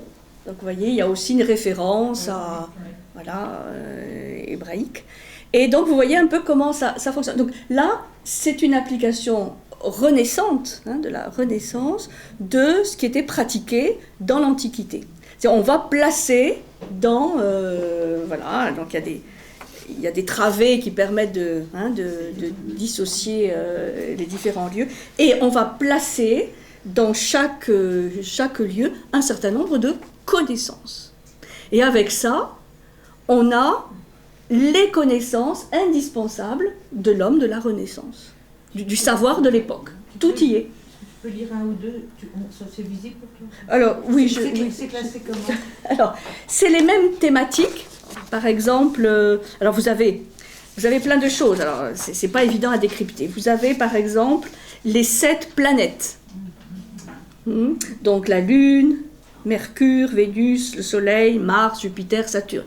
Puisqu'évidemment, tout ça est aussi en lien avec le monde céleste.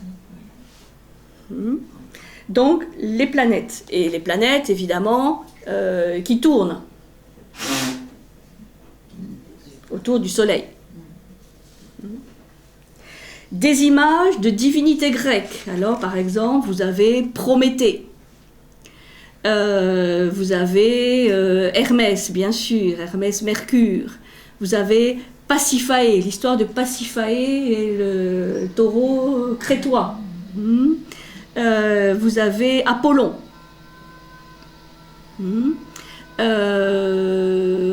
Voilà, et donc, selon, vous voyez, il y a 1, 2, 3, 4, 5, 6, 7 étages. Donc, c'est le septénaire de l'homme ou de l'univers, avec les éléments les plus spirituels, les plus célestes en haut, et plus on, 3 plus 4, 7, on descend jusqu'au plan le plus concret.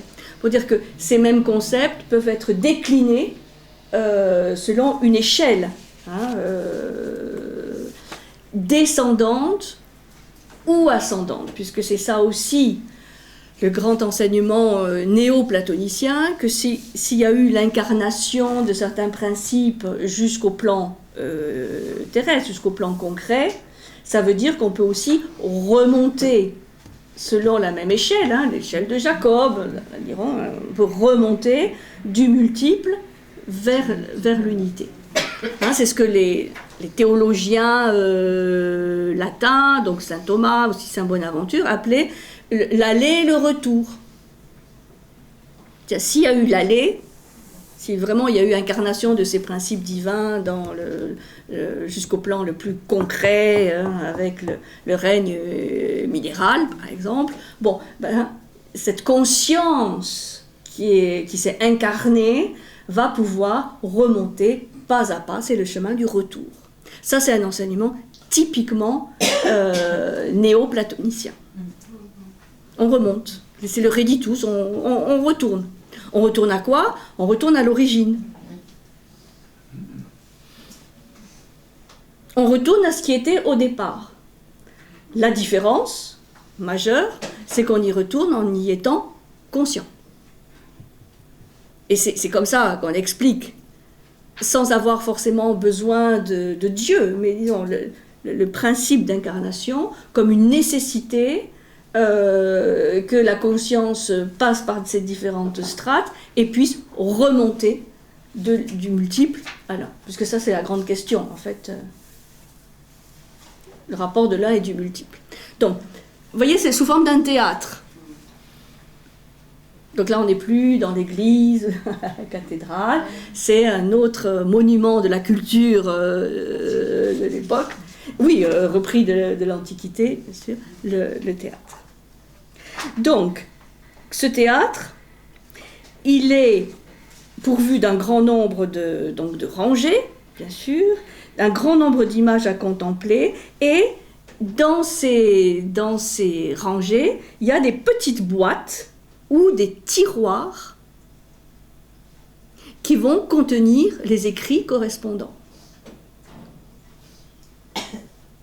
Donc on parle bien de petites boîtes ou de tiroirs contenant les écrits essentiels à connaître. Et ça c'est vraiment intéressant parce que moi je me rappelle, il y a quelques années, quand je faisais les études, on nous avait conseillé, il y avait pas mal de choses à ingurgiter en peu de temps, de faire des petites fiches, d'écrire des petites fiches, hein, voilà, et puis de classer ces petites fiches dans des petites boîtes ou dans des tiroirs, et donc de mémoriser évidemment le contenu de la petite fiche et de savoir dans quelle petite boîte ou quel tiroir on allait le mettre, et ensuite, le moment venu, surtout le jour de l'examen, puisque pour le reste, bon, on allait ouvrir la petite boîte ou tirer le petit tiroir et... Ça vous dit rien, ça? Hein? Si. Bon, voilà. Donc là, c'est Giulio Camillo qui a mis ça vraiment en pratique dans ce théâtre. Et donc, on a la mémoire de tout ce qui est important, du monde céleste jusqu'au monde humain et les différents règnes de la nature, minérale, végétale, tout ça.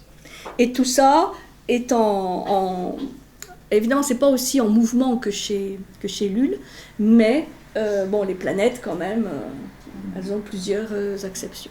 Donc, vous voyez comment les différentes sciences de l'alchimie, de l'astrologie, de la magie, tout ça se retrouve avec des connaissances philosophiques antiques, en fait, qui sont remises au goût du jour. Alors, ça, c'est donc cet exemple de Camillo, que dans le bouquin est assez développé, mais vous voyez, comprenez le principe. Cette vision, elle va se poursuivre et encore s'enrichir avec Giordano Bruno. Parce qu'avec Giordano Bruno, là, on a, je crois, le développement maximum, mais le plus compliqué. Giordano Bruno, lui, il vient après, 1548-1600. Giordano Bruno est né donc 4 ans après la mort de Camillo. Vous savez qu'il reçoit une formation dominicaine au couvent de Naples. Après, il va quitter cette voie-là, mais la formation dominicaine, à son époque, accordait une grande attention à l'art de la mémoire. Donc il va être initié déjà à l'art de la mémoire, très classique, dominicaine, dans ses études.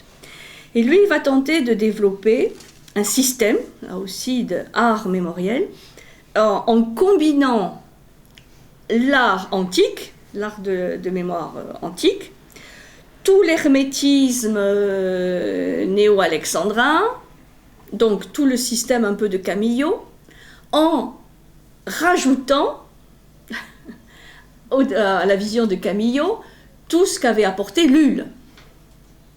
C'est-à-dire qu'en fait, il va enrichir le schéma de Camillo et il va surtout le mettre en mouvement, à la manière des cercles concentriques de Raymond Lull. Parce que vous voyez que la disposition du théâtre, c'est quand même un peu statique. Après, figé, oui, après on peut faire les liens dans sa tête, mais rien ne vaut de voir les choses bouger. Ça, c'est l'ambition de Giordano Bruno. Donc il va écrire et il va essayer de vraiment diffuser cet art de mémoire dans toute l'Europe, puisqu'il va voyager, partout en Europe. Donc il va écrire un premier livre sur la mémoire qui s'appelle « De l'ombre, des ombres des idées ». Alors là, vous avez, qu'est-ce que je vous ai mis en haut, au verso de la feuille, vous voyez, Giordano Bruno, De umbris idearum, qu'on traduit parfois par les ombres. Giordano Bruno, lui, c'est aussi vraiment un néo-platonicien, donc il y a cette idée, il y a ce concept des idées, archétypales dans le monde intelligible, et puis qui vont se refléter, qui vont donner des ombres dans le monde sensible, des ombres des idées. Et ce livre ce premier livre sur la mémoire va être dédié à un autre roi de France, qui est Henri III. Vous voyez, c'est intéressant de voir que nos rois de France étaient très, très, très intéressés par cet art de la mémoire. François Ier, avec Camillo, et Henri III, avec Giordano Bruno. C'est une époque où Giordano Bruno est reçu partout, bien accueilli partout, voilà. C'est une figure vraiment exceptionnelle, enfin bon, avec une fougue, hein, vous avez aussi assez exceptionnelle.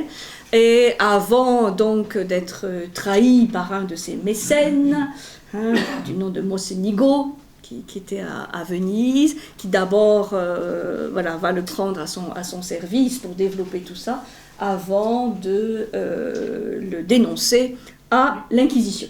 D'où après, là c'est vraiment la chute, la roche tarpéienne, enfermé pendant des années dans les cachots de Venise, torturé, enfin bon, et sans que il ne revienne sur ses croyances, sur ses pensées. Il ne s'est pas rétracté comme Galilée. Et c'est pour ça que pour l'instant il n'est pas réhabilité, alors que Galilée l'a été. Ben oui. Ah ben oui. Ah ben oui. C'est-à-dire que là, ça fait encore un peu tâche. Ça fait tâche. Mais bon, c'est un être vraiment entier. Enfin, voilà. Et il va aussi écrire des pièces de théâtre très, très enflammées. Bon, il a un côté un peu dingue, hein, un peu illuminé aussi comme Lul. Mais par contre, sur cet art de la mémoire, il va être d'une très grande rigueur, hein, et précision. Donc on peut dire que cet art de mémoire est vraiment au centre, hein, de la vie et de la mort de Giordano Bruno, parce qu'évidemment c'est quelque chose aussi que dans les son procès, on va lui reprocher. Donc il écrit plusieurs ouvrages sur le sujet, un qui s'appelle Circé, un autre sur les sceaux.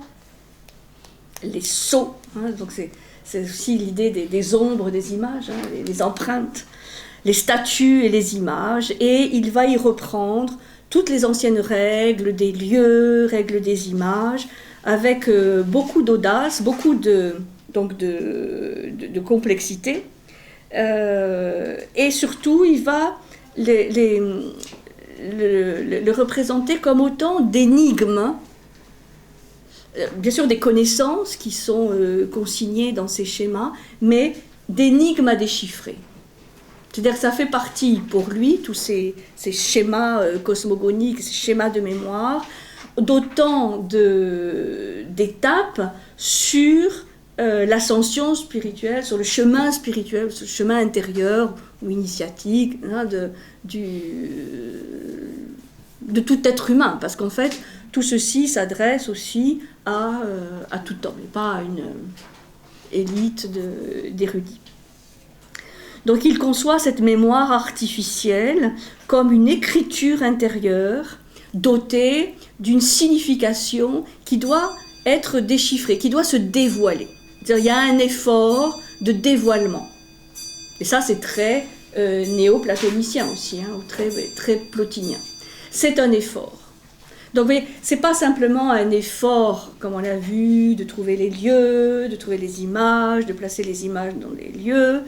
C'est, c'est un effort où il est conseillé d'y être impliqué totalement, puisque c'est une quête de l'unité, une quête initiatique, où on rassemble les morceaux, pas simplement de connaissances, mais de soi-même. Et donc, ces traités de mémoire ont comme finalité de retrouver son intégrité spirituelle, son unité. Donc, il y a un enjeu, vous voyez comment ça ça prend une ampleur complètement différente de la seule discipline technique mnémonique. Oui. Il y a un enjeu existentiel. Et c'est pour ça qu'il y a eu ce procès là, et qu'on ne l'a pas lâché, parce que c'était pas simplement un petit maître de rhétorique. Hein, bon. En plus, il s'était défroqué, donc bon, il y avait quand même pas mal de chefs d'accusation. Donc, dans les ombres des idées, il va associer sa théorie de la mémoire aux fameuses roues géométriques de Raymond Lull. C'est-à-dire, il va d'une certaine manière faire la synthèse, mais en plus vraiment en les amplifiant de tous ceux qui avaient travaillé sur le sujet et en rajoutant cette dynamique, ce mouvement lullien. Et il dit que ces images de l'art de la mémoire antique sont transformées en images magiques d'étoiles du monde céleste.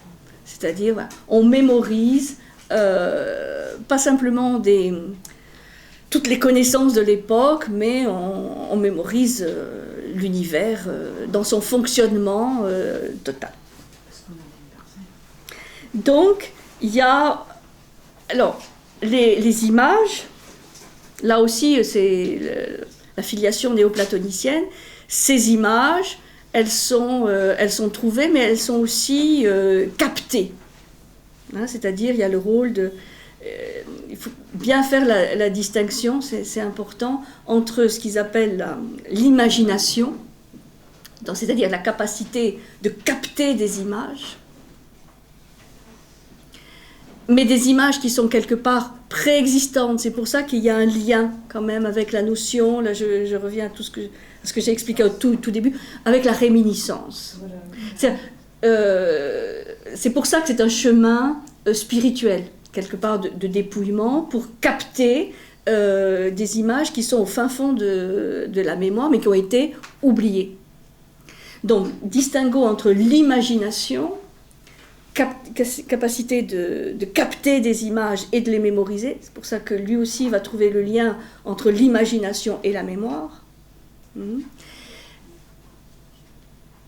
Ça, c'est très important. Et distinguo avec ce qui serait une simple fantaisie, c'est-à-dire une création à partir de rien, d'images, qui viendraient parasiter le travail. Donc ce qui est recherché dans le travail de Bruno, c'est pour ça que c'est un travail exigeant, il ne s'agit pas simplement de chercher des images qui parlent, comme ça pouvait quand même être un peu le cas dans l'art rhétoricien, mais là de trouver les vraies images enfouies dans la mémoire naturelle, et qui fassent le lien entre les idées et le plan et le monde concret. C'est-à-dire d'activer ce que certains dans d'autres traditions vont appeler le monde imaginal, c'est-à-dire le monde des images, donc où ce n'est pas à créer, mais à retrouver. Ouais, ça me semble important dans la vision de Bruno, et ce qui le rattache au platonisme, et bien sûr au néoplatonisme, mais à la notion de réminiscence, qu'on avait vu qui avait été, évidemment, le socle de la pensée platonicienne, mais qui ensuite avait été un peu oublié. Donc, l'art de la mémoire, il y a aussi un pouvoir d'évocation magique, entendant par magie, là aussi, pas quelque chose de sulfureux, avec des alambics et tout ça, mais la magie, c'est la science des correspondances. La magie, c'est la science des correspondances entre les choses. C'est-à-dire de ne pas considérer des choses isolées, mais que tout est en relation. Donc, pouvoir d'évocation magique, c'est pour ça que c'est en lien aussi avec ces sagesses perses, des mages et toute la lignée de Zoroastre. Donc l'art de mémoire devient un système capable d'unifier la multiplicité des phénomènes et de les ramener à l'unité. Donc là, vous avez un schéma, bon là on ne voit pas parce que c'est petit, mais tout est rempli dans le schéma des ombres des idées, et vous avez dans les autres ouvrages aussi ce type de schéma. C'est les roues, c'est vraiment les roues de Raymond Lull. où tout est placé, et avec des cercles concentriques qui sont indépendants les uns des autres. Donc, avec des combinatoires. Là aussi, on trouve l'art des combinatoires. Vous voyez, c'est une complexité immense. Hein. Et aujourd'hui, on a tout perdu de ça. Hein. Quand on dit les palais de la mémoire, waouh. On est loin, loin, loin, loin de cette...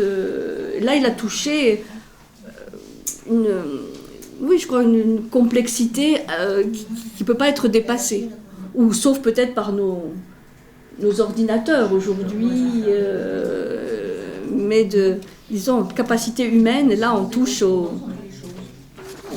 la magie, oui, la science des correspondances entre les choses. Hein, quand on dit c'est magique, bon, ça ne veut rien dire hein, dans le langage courant aujourd'hui, c'est un peu irrationnel, aussi surnaturel, ou joyeux et merveilleux. Mais bon, les hommes de la Renaissance, et Pic et Ficin, eux, ils s'émerveillaient de ça. Le vrai émerveillement à avoir, c'était par rapport à cette richesse du monde et richesse de l'homme, parce qu'il y a une immense confiance dans l'être humain pouvant se relier à ça. Donc embrasser tout l'univers à travers ces réseaux de correspondance. Comme il dit aussi, je trouvais l'image assez belle, en travaillant là-dessus, il devait se former une espèce d'alchimie, une pierre philosophale de la psyché. C'est-à-dire comme si la psyché, peu à peu, se transformait, justement par rapport à ce monde imaginal, intermédiaire entre les idées et le monde sensible. Donc tout un matériau à travailler, quoi, hein, à alchimiser. Hein, puisque ce plan intermédiaire de la psyché, où va se trouver la mémoire, hein, c'est le lieu par lequel les idées se concrétisent, doivent passer pour se concrétiser, mais c'est aussi le lieu intermédiaire par lequel les choses se spiritualisent. Vous voyez, c'est un double mouvement de descente et de remontée. Hein, c'est la même chose, l'aller, le retour. Et ça passe forcément par ce monde intermédiaire où il y a la psyché et où il y a la mémoire et l'imagination. Donc oui, d'où l'idée de purification, tout ça, pour que ça circule, quoi. Parce que sinon, il peut y avoir des choses bloquées. Voilà, donc on se mémorise la disposition de toutes les combinaisons possibles des éléments appartenant aux différents règnes. C'est-à-dire qu'on voit le lien entre le règne minéral, végétal, animal, humain, divin. Il y a une échelle. Et qui est en même temps une échelle évolutive. Et ça, on le voit bien déjà dans le traité de Pic de la Mirandole, sur de la dignité de l'homme, où il dit, voilà, la dignité de l'homme, et c'est sa spécificité, c'est d'être un entre-deux. Et qui a la liberté. La liberté de choisir, soit de descendre, soit de monter. Et c'est le seul. Parce qu'il dit, bon, les minéraux, végétaux, animaux, c'est plus compliqué. Et les dieux, il ne faut pas croire qu'ils ont vraiment la liberté. Ils sont un peu attachés aussi au plan où ils sont. L'homme, par contre, et c'est ça sa dignité, la grandeur de l'homme, elle est là. Pic, c'est dans de la dignité de l'homme. Voilà, donc une ascension spirituelle jusqu'aux images des étoiles, c'est pour ça qu'il y a les planètes aussi. Et donc, ça veut dire que cet art de mémoire, il est vraiment transformé à la Renaissance, hein, comme un outil de transformation spirituelle, à partir de bases identiques et d'autres. Oui, très enrichi.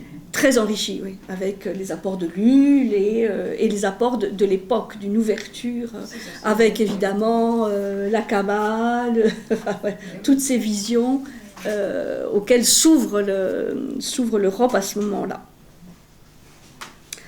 Et quand je parlais de résonance, de réminiscence tout à l'heure, je fais aussi référence à une notion de résonance. Ce qu'on trouve par exemple dans l'art des mandalas. C'est-à-dire on a une structure géométrique, un psychocosmogramme, comme disait Jung, extérieur, on médite dessus, et ça doit faire résonance avec une structure intérieure, avec le mandala intérieur. C'est ça l'intérêt. Donc, réminiscence, résonance, vous voyez, captation de choses enfouies. Donc, vous voyez, c'est vraiment intéressant de voir comment cet art de mémoire, d'un art, d'une discipline technique rhétoricienne, devient un outil d'enseignement au Moyen-Âge, voilà, pour développer les vertus, éviter les vices, enfin, un outil théologique, un outil religieux, et pour déboucher à la Renaissance avec un outil d'évolution spirituelle qui renferme la totalité de l'univers. Et là-dessus, c'est vrai que Bruno, voilà, c'est l'apothéose en fait, hein, au niveau des écrits sur cet art de mémoire. Personne après lui n'aura fait ni plus ni mieux, quoi. Le fait qu'il ait brûlé sur le bûcher, ça va peut-être pas donner envie à des... C'était pas le pire des sujets. C'était pas le pire des sujets. Sur ces 900 thèses, il y en a quelques-unes qui ont été jugées hérétiques, évidemment. Et puis surtout, ce qui a exaspéré les juges, c'est qu'ils ne se rétractent pas. Il aurait dit, oui, bien sûr, je me suis trompé. Bon, on lui aurait laissé la vie. Enfin, ceci dit, il aurait peut-être passé le reste de sa vie en prison. Et vous savez, cette phrase extraordinaire, quand on vient le chercher pour le bûcher, il a son geôlier. Et le geôlier, bon, il avait sympathisé quand même avec le geôlier. Et Bruno lui dit, bon, je ne sais pas qui de toi ou de moi est le plus libre. Le plus libre. Donc, voilà, quelqu'un qui va... voilà, jusqu'au bout, bon, mais bon, il est connu par cela, mais vraiment, alors si ça vous intéresse, il y a la fameuse Frances Yates qui a écrit un livre spécialement sur Giordano Bruno. C'est très compliqué, c'est vraiment très très compliqué, mais c'est passionnant, c'est passionnant, c'est passionnant. Il y en a pas même plus simple.